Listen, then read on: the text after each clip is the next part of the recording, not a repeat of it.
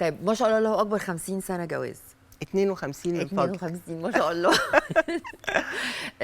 ال 52 سنه جواز مستحيل يكونوا كلهم من غير مطبات، لا طبيعي يبقى في طبعا، مطبات. لا طبعا.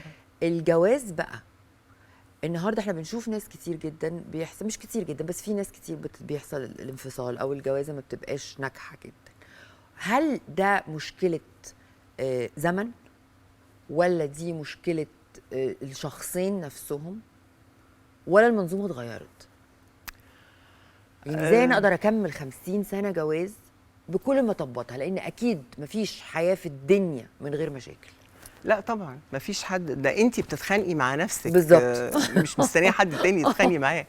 لكن لا، هي بتبقى يعني طبعا هي بتعتمد تماما على الشخصين مش على شخص واحد. يعني انا ما اقدرش احمل على شخص واحد مسؤوليه انجاح علاقه هتستمر العمر كله.